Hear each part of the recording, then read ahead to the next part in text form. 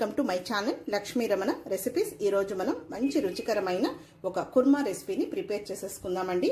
అదే పచ్చి బఠానీ ఆలు కుర్మా. చాలా టేస్టీగా ఉంటుంది. మనం ఈ కుర్మాని వైట్ రైస్లో కానీ, బగారా రైస్, అలాగే రాగి సంగటి, రోటీ, నాన్, చపాతి, పుల్కా, పూరి, దోశ, ఇడ్లీ ఎందులోకైనా తినచ్చండి.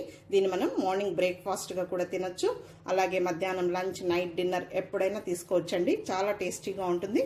ఈరోజు నేను చపాతీలోకి ఈ కుర్మాని ప్రిపేర్ చేశాను. కాబట్టి మనం ఈ పచ్చి బఠానీ ఆలు కుర్మాని ఎలా ప్రిపేర్ చేసుకోవాలో కావలసిన పదార్థాలు, తయారీ విధానం ఒకసారి చూద్దామండి. ముందుగా స్టవ్ వెలిగించుకొని ప్యాన్ పెట్టుకొని ఒక 2 టేబుల్ స్పూన్ల నూనె వేసుకోవాలి.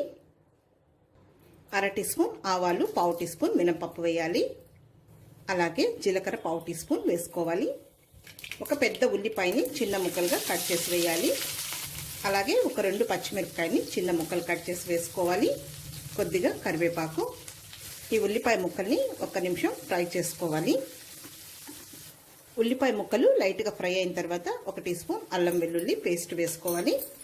ఇది పచ్చివాసన పోయే వరకు ఫ్రై చేసుకోవాలి.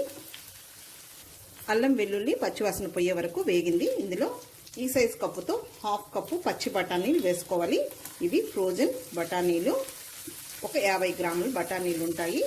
వీటిని కూడా ఒక 2 నిమిషాలు ఫ్రై చేసుకోవాలి. చాలండి, ఈ బఠానీలు వేగింది. ఇప్పుడు ఇందులో 1/2 టీ స్పూన్ పసుపు పొడి, 1 టీ స్పూన్ కారం పొడి,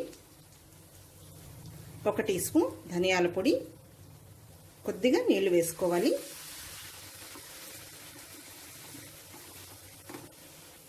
ఇందులో ఒక 2 పెద్ద టమాటోల్ని ఇలా గ్రైండ్ చేసేసుకొని ప్యూరీ వేసుకోవాలి. కొద్దిగా మిక్సీ జార్లో నీళ్లు వేసేసుకుందాము. కొద్దిగా సాల్ట్ వేసుకోవాలి. ఇప్పుడు ఇదంతా కలుపుకొని ఒక 2 నిమిషాలు ఈ టమాటో ప్యూరీ పచ్చి వాసన పోయే వరకు ఫ్రై చేసేసుకోవాలి. ఇప్పుడు ఇదంతా బాగా పచ్చి వాసన పోయే వరకు వేగింది.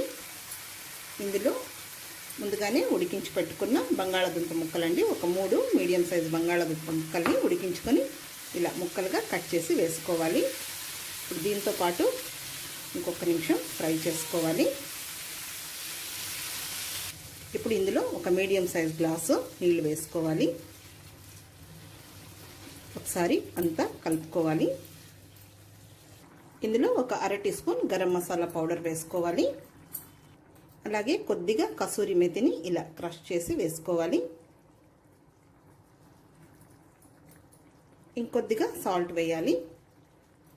అలాగే కొద్దిగా కొత్తిమీరని సన్నగా చాప్ చేసి వేసుకోవాలి. ఇప్పుడు ఇదంతా ఒకసారి కలిపేసుకుందాము.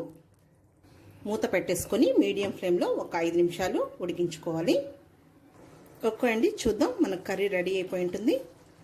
చివరగా కొద్దిగా కొత్తిమీర వేసేసుకుందాము. స్టవ్ ఆఫ్ చేసేసుకుందాం.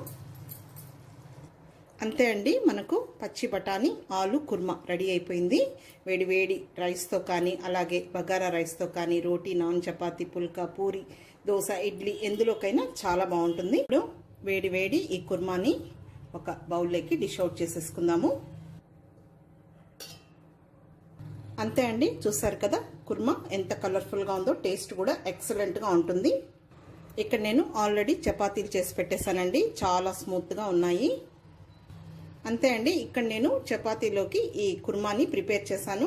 మీరు కావాలంటే పూరి కానీ, dosa, idli, bagara rice, white rice, రాగి సంగటిలో కూడా ఎక్సలెంట్గా ఉంటుంది. కాబట్టి తప్పకుండా మీరు ఈ మెథడ్లో ట్రై చేసి చూడండి. ఇంకా డిఫరెంట్ స్టైల్స్లో చాలా కుర్మా వెరైటీస్ ఉన్నాయండి. నేను అవన్నీ కూడా మీకు వీడియోస్ అప్లోడ్ చేస్తాను.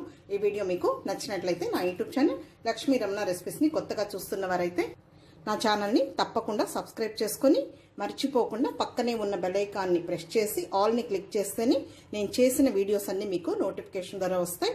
ఎందుకంటే చాలామంది నోటిఫికేషన్ రావడం లేదంటున్నారండి. నచ్చితే లైక్ చేయండి, షేర్ చేయండి. ఇంకొక మంచి వంటతో మళ్ళీ కలుద్దాం. నమస్తే అండి.